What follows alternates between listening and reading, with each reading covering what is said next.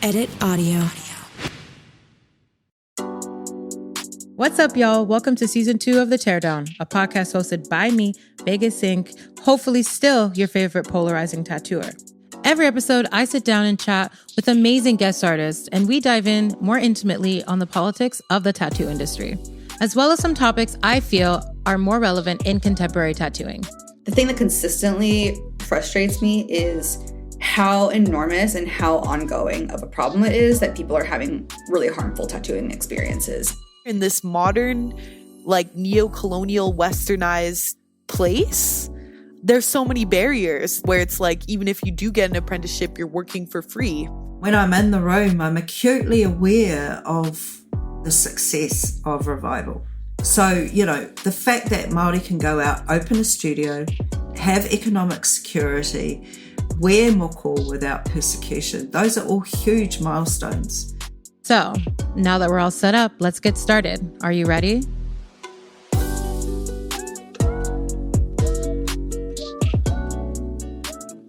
So I wanted to do this solo episode, and at the time when I had the idea, there was a lot happening, and I started to feel really disconnected with the industry as a whole.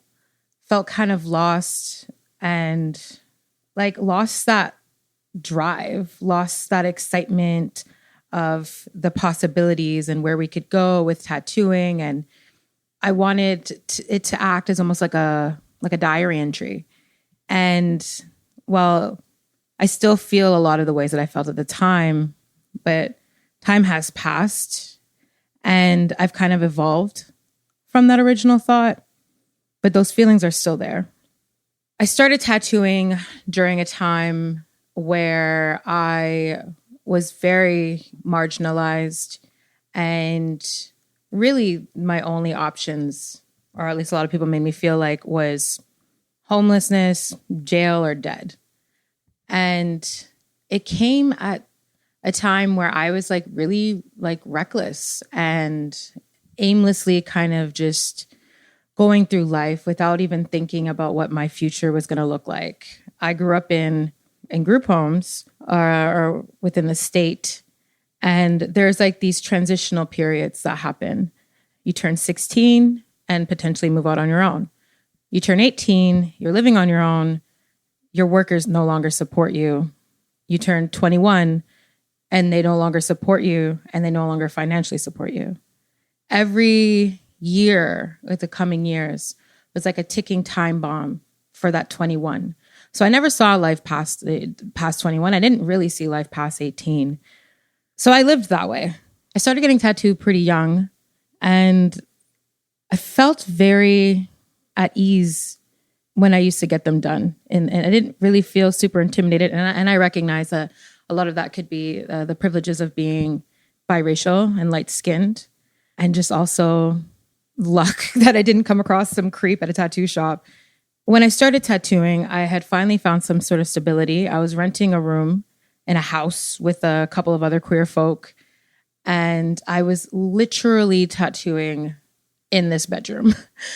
And mind you, I did ask somebody how I could get into it, and they had seen my drawings and they told me that I could teach myself and not to worry about an apprenticeship. I think I learned very quickly that an apprenticeship would have been beneficial, but I was not in the predicament to be able to do that. And I didn't have the capacity then. And I don't think I would have been able to sustain.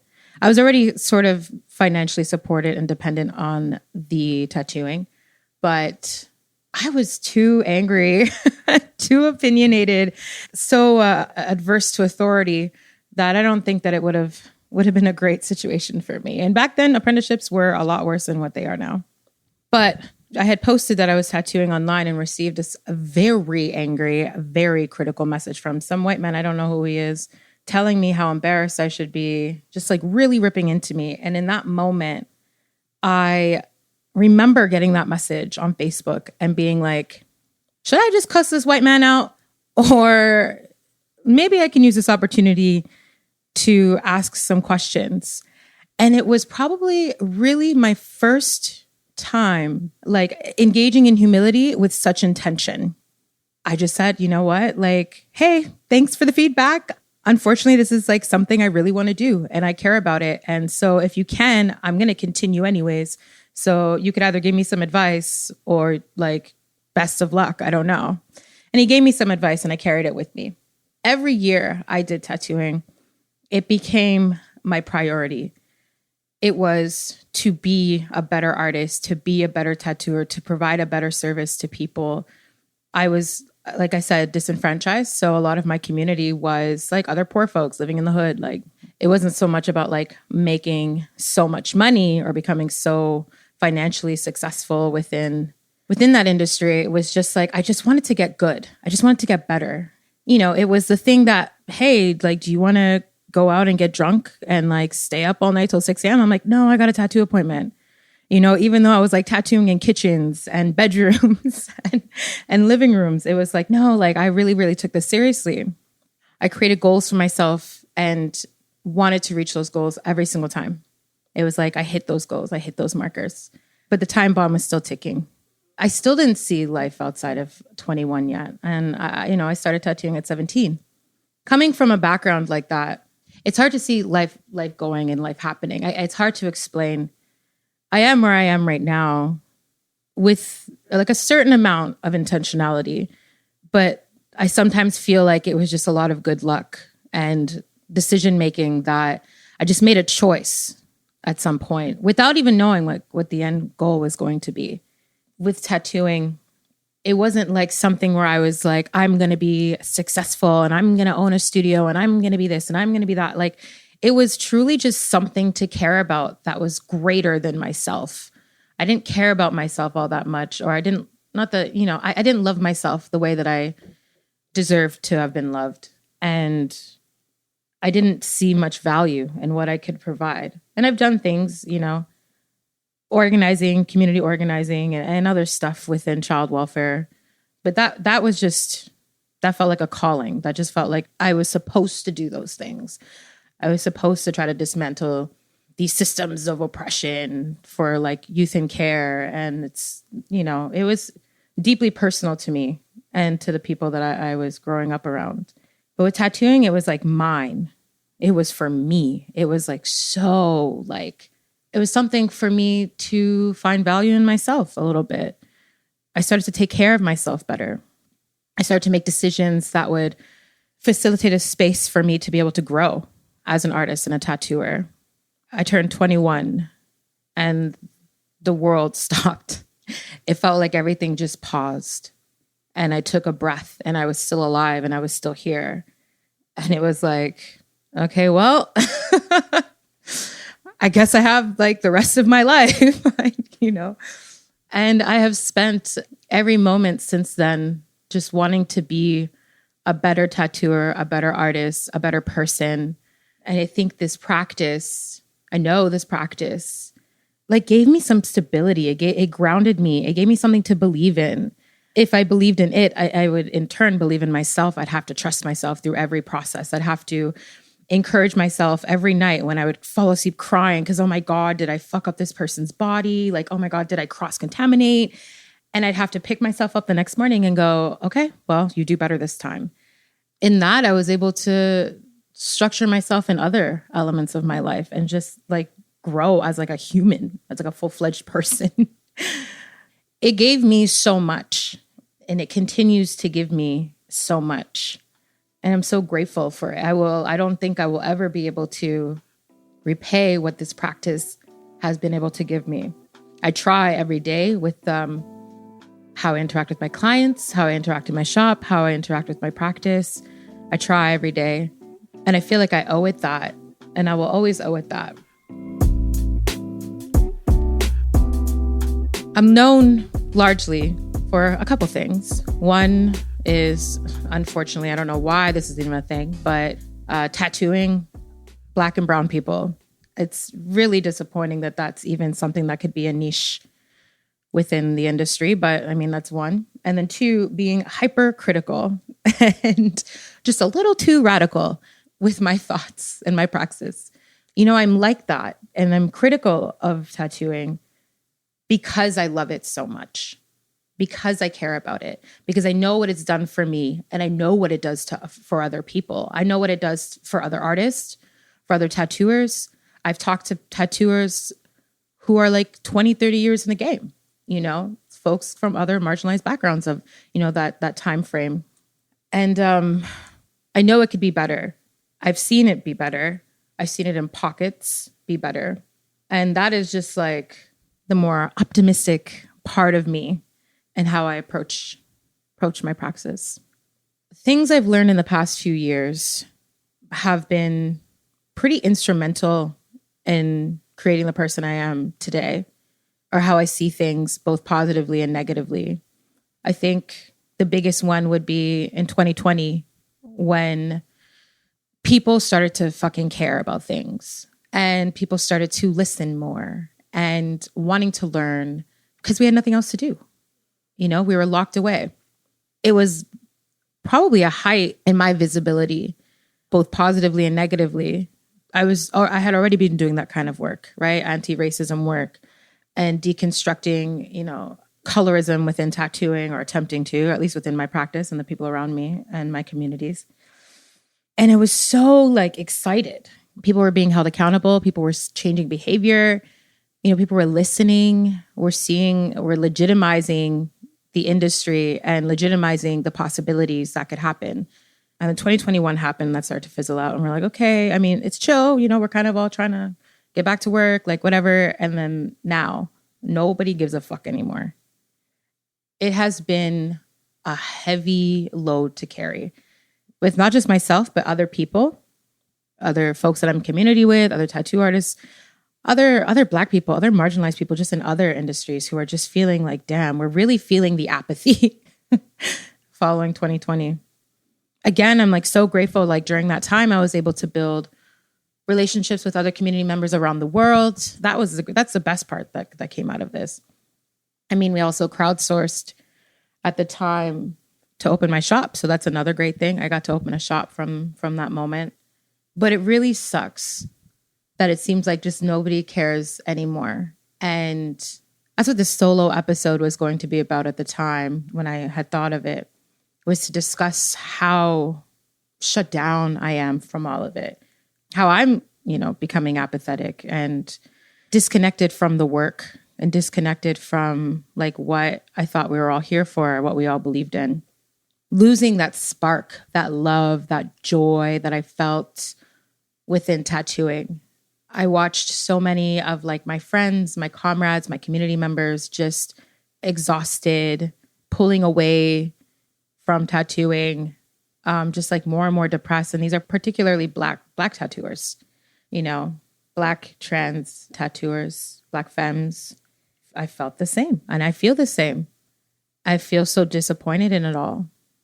I opened a shop with great intentions and it's doing great. It's in a really good place right now. But some things happened.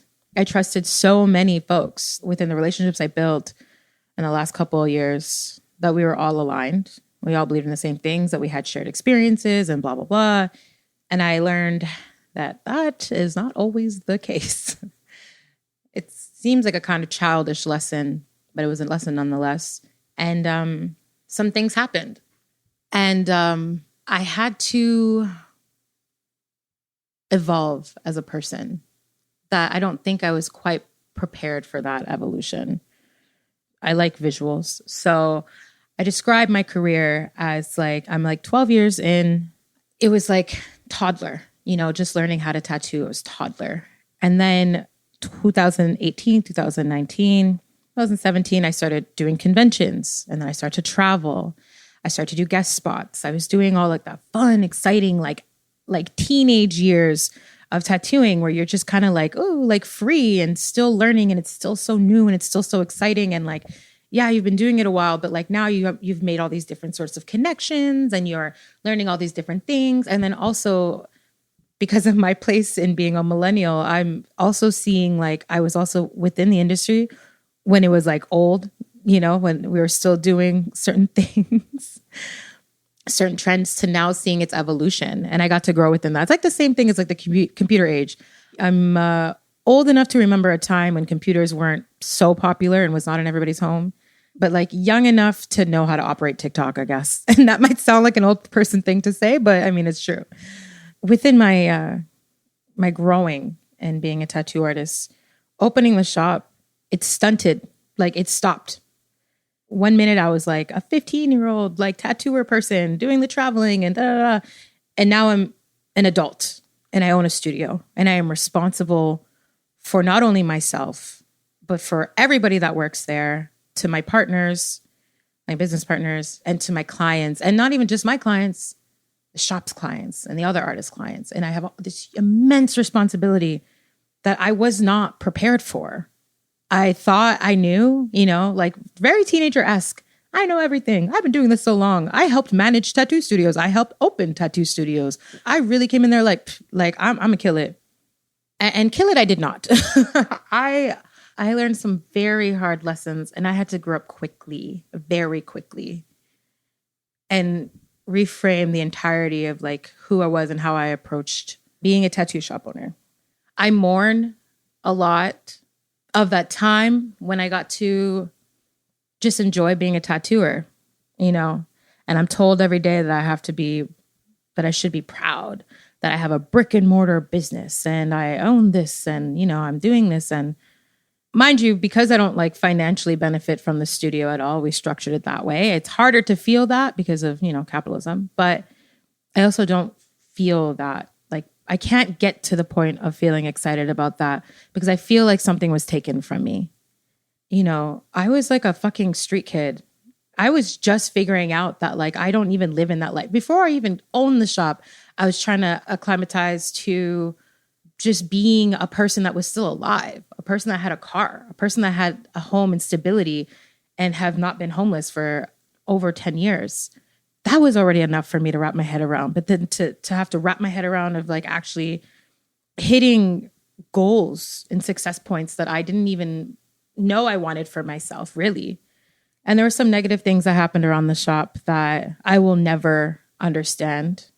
It shifted something in me that made me a little bit more pessimistic about the industry as a whole, about the idea of community, about the idea of like a shared idea of liberation and whatever. I started to feel like I needed something more, something to engage in my creativity, if you will.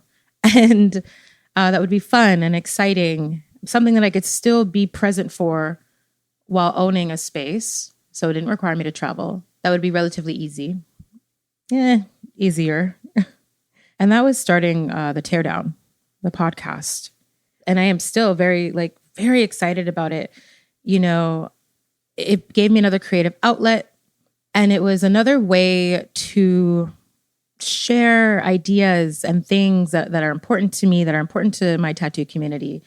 I thought it would be interesting and cool because every other tattoo podcast out there is like, they focus on like the traditional. They focus on like the figureheads in tattooing and the grandfathers of this and the grandfathers of that. And we don't feel as seen or represented within the industry as we probably should. I have always felt like I have a foot on each side of the spectrum. The traditional industry, which I love and I respect, but it is so white supremacist adjacent and racist, anti-Black and queerphobic, or it can be. And then the other side of like the more progressive space. I thought in starting this podcast, we'd be able to have a broader conversation about things that I feel have started to become commodified and lacking in nuance and lacking in like a critical perspective. And I thought it'd be a good opportunity to bring on artists and other folks who are doing really good work, that have experiences outside of tattooing that they bring into their practice, that make them such an incredibly interesting person and tattooer and artist. Season 1 was so much fun. I feel like it was a lot of fun to listen to. We dived into like some pretty serious topics. I don't know, like it just felt like a key, like we were kikiing, like it was just so chill. And I'm happy with the way it turned out. And everything that I have said thus far was a part of the thought process. And the things that I've been thinking about, everything that I've mentioned. And in speaking with the folks at Edit Audio, you know, I did describe where I'm at and how I'm feeling. And we thought it would be a really good way to reconnect me and reground me and like all my beliefs and some of that optimism about the potential of change within the industry, or the potential or the fact that there are folks still out there doing work that is important. My whole thing is this: tattooing from a larger perspective, well, the colonized version at least, is not groundbreaking. It is not the most important thing to happen in this world. I don't think it's going to invoke freedom for the rest of us, but it's just another industry, another institution, another consumer-based service that Black and marginalized people can access, but feel or experience degradation. So for me, on the larger scale of things, is it important? But on a scale of things, is it important? Like, yes, it is. It is important for people to fucking feel good when they're receiving a service. It is important for people who are modifying their bodies or using this experience as some sort of catharsis to not be ostracized and not be disrespected. I think that us as tattooers, sometimes we become jaded to it all, right? It's like, oh, it's just a tattoo. But sometimes it's like the most important thing a person will do in that month. It's like, I'm saving up my money. I am so excited. I've wanted to meet this artist. Oh, I love their art. I'm going to come out looking like a brand new bitch. Like, just feel good. It's another way for them to feel affirmed in their body. It's another experience that pulls them out of this fucking capitalist hellscape. And no matter what, I believe that is an experience that should be valued. And we should do our best to remember that. That's like the more optimistic version I wanted to come back to in creating season 2. And the conversations this season might not be as quote unquote inspiring or quote unquote optimistic, but they're a reflection of how most of us are feeling right now. And I think they are important conversations for us to have. And I'll be honest, I think that in some of these conversations that we'll be having, I know that I walked away with more questions than I had answers. And I think that maybe you folks, the audience, will walk away with more questions than you've had answers. And I think that's also important, though, because in those questions, we'll want to find answers. And that's where the work comes in, right? When we're asking questions. So I'm excited about season 2. And I'm hopeful that there will be some learning, there'll be some healing, there'll be some catharsis. I know that I'm hopeful that I will come out of it maybe remembering my roots, where I came from, what it's all for, who in the grand scheme of things matters the most in these conversations, which is, you know, the collectors, the clients, the followers, and the artists who are trying to do better and be better. But I really hope that you folks enjoy it, and I'm excited for you to hear it.